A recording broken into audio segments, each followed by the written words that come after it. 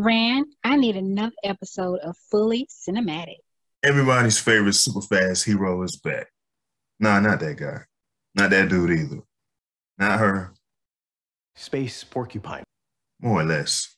After only 2 years and change, I just hope we're not too late. Sonic the Hedgehog is hauling ass across movie screens across the globe again. Funny enough, Sega's biggest star headlines one of the rare film adaptations of a video game that gamers themselves don't absolutely hate. So let's get into the sequel. We start off not with Speedy himself, but instead with his arch nemesis, evil genius Dr. Evo Eggman Robotnik. All alone on a distant planet where Sonic stranded him at the end of the first movie. After he activates a machine he invented that opens a portal that facilitates interplanetary travel, he takes out the Birdmen who step through the Stargate before being immediately confronted by everybody's favorite angry echidna, Knuckles, who was teased in the first movie. Back in Seattle, Sonic, calling himself Blue Justice, spoils a robbery in progress to Run DMC's Tricky, recklessly destroying an entire city block in the process. The following morning, he runs back to his home in Green Hills, Montana, just in time to go on a fishing trip with his best friend, Tom Wachowski, who also lets him live in his attic. Tom reveals that he knows about his supposedly secret superhero exploits and gives him an Uncle Ben/Jonathan Kent speech on the true meaning of heroism. For some reason, Tom and his wife, Maddie, leave Speed Racer home alone while they head off to attend a Hawaiian wedding. Maddie's older sister, Rachel, is marrying Shamar Moore in Oahu. Of course, Sonic does his best risky business reenactment, and later that night, Eggman breaks in and his new partner, Knuckles, who has super punching power, nearly breaks Sonic's face, until he's rescued by Miles Prower, aka Tails, his sidekick from the games, who was also teased in the first movie. I just hope we're not too late. Tails uses his to fly Usain Bolt away after driving them off a cliff in a stolen police car. Knuckles is on a mission to find the Master Emerald, which can bestow the ultimate power upon its user.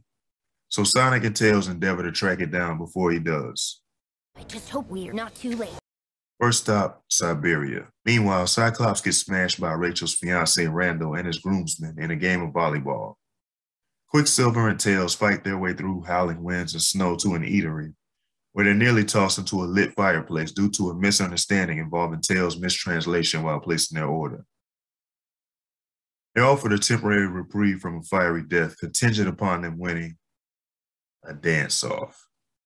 Of course, they claim victory, and the next day the new besties locate the Fortress of Solitude, which houses the Green Infinity Stone. Unfortunately for them, One Punch Man and Lamont Sanford were one step ahead and demand Sonic's compass, kicking off a bomb-filled snowboard chase down a mountain, during which Swifty loses his rings. When Flash tosses the compass to Tails, Robotnik makes the interception and triggers an avalanche. Life or death situation! The Roadrunner calls Tom and asks him to use the emergency ring that he gave him in order to save his and Tails' lives. But he accidentally switched the one ring with Rachel's wedding band, and his use of it to rescue his animal buddies leads to the big reveal that Randall, his groomsmen, the minister, and various other attendees are actually undercover agents working for Guardian Units of Nations, or GUN, a task force dedicated to capturing the Running Man. Tom and the Wedding Crashers are arrested, and Rachel, enraged by Randall's deception, goes on a Bridezilla rampage. But Maddie manages to set the trio free with the help of a comatose Tails gadgets. Makari immediately takes off on his own after Robotnik, despite the Wachowskis' warning against doing so. Knuckles and Doc Holliday face their own life and death situation in the Temple of Doom, which is filled with booby traps and houses the Time Stone. They're nearly killed several times, but when Forrest Gump shows up, he runs right through the snares and almost falls on top of them. He and Knuckles fight, pitting strength against speed, while Dr. Giggles heads off to steal the stone for himself. When he grabs it, he triggers a cave-in, which results in Knuckles being trapped by a falling beam underwater. Sonic, who can't swim, saves him from drowning, and then Knuckles saves him in return, just in time for Tails to arrive and Snoopy's plane. I just hope we're not too late. Hey, you got a little something on your... Tom Selleck, who vanished when he grabbed the jewel, reappears via teleportation in his assistant Stone's coffee shop.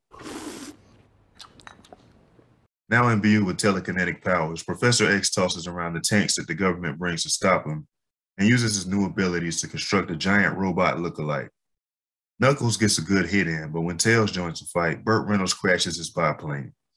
But the three animals finally realize that they need to work together and use an actual strategy. But even then, the Juggernaut's nearly unstoppable. Pretty much. So when Fast and Furious provides a distraction, Tails breaks into Voltron, allowing Knuckles to punch the emerald out of Eggman and onto the street below, where the Ringmaster picks up the fumble.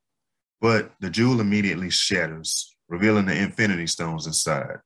Their power upgrades the Hedgehog to unstoppable, or supersonic, and he decapitates the Iron Giant before causing it to crash to the ground, taking Robotnik with it.